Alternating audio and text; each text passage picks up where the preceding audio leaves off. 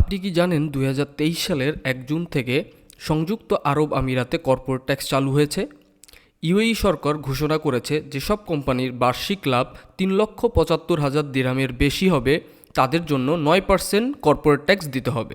৩,৭৫,০০০ দিরহামের যদি কম হয় তাহলে আপনাকে কর্পোরেট ট্যাক্স প্রদান করতে হবে না, কিন্তু সত্যতা বৈধ নথিপত্র সংগ্রহ করতে হবে এফটিএ বা ট্যাক্স অথরিটি থেকে। যদি ইনকোয়ারি করে যে সত্যিকার অর্থে আপনার নেট প্রফিট ৩,৭৫,০০০ দিরহামের কম কিনা, তাহলে আপনাকে উপযুক্ত প্রমাণতি এফটিএকে প্রদান করতে হবে।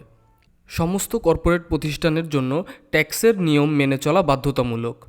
আপনার ব্যবসার জন্য কর্পোরেট ট্যাক্স কেমন হবে সঠিকভাবে নিরূপণ করুন। ভুল সিদ্ধান্ত বা ক্যালকুলেশনের কারণে আপনার প্রতিষ্ঠান জরিমানার সম্মুখীন হতে পারে। কর্পোরেট ট্যাক্স ও ভ্যাট সংক্রান্ত সমস্ত প্রশ্নের উত্তর নিয়ে আল মুহম্মা ট্যাক্স কনসালটেন্সি আমরা আছি আপনার পাশে।